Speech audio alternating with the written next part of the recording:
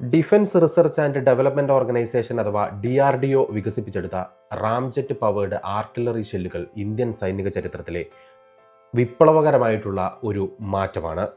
പീരങ്കി ഉണ്ടകളിൽ ഒരു മിസൈലിന്റെ വേഗതയും ദൂരപരിധിയും സമ്മേളിക്കുന്നു എന്നതാണ് ഇതിന്റെ ഏറ്റവും വലിയ പ്രത്യേകത.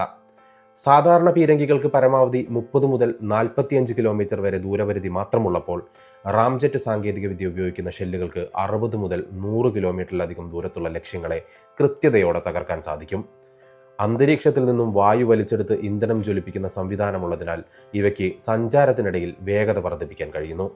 മിസൈലുകളെ അപേക്ഷിച്ച് നിർമ്മാണ ചെലവ് വളരെ കുറവായതിനാൽ യുദ്ധസമയത്ത് സാമ്പത്തിക ലാഭത്തോടെ തന്നെ വലിയ ആഘാതം സൃഷ്ടിക്കാൻ ഇവ ഇന്ത്യയെ സഹായിക്കുന്നു.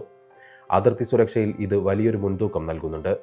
ശത്രു സൈന്യത്തിന് തിരിച്ചടിക്കാൻ കഴിയാത്തത്ര ദൂരത്തു നിന്ന് തന്നെ അവരുടെ ആയുധപ്പുരകളും ടാങ്കുകളും തകർക്കാൻ ഇന്ത്യൻ സൈന്യത്തിന് ഇതിലൂടെ സാധിക്കും. വിദേശ രാജ്യങ്ങളെ ആശ്രയിക്കാതെ ഇത്തരം അത്യാധുനിക സാങ്കേതികവിദ്യ സ്വന്തമായി വികസിപ്പിച്ചത് പ്രതിരോധ രംഗത്ത് ഇന്ത്യയെ ഒരു വൻ ശക്തിയായി ഉയർത്തിയിരിക്കുകയാണ്. ലഡാക്ക് പോലെയുള്ള ദുർഘടമായ അതിർത്തി മേഖലകളിൽ ഇത്തരം ആയുധങ്ങൾ ഇന്ത്യയുടെ പ്രതിരോധ കവചം കൂടുതൽ ശക്തമാക്കും.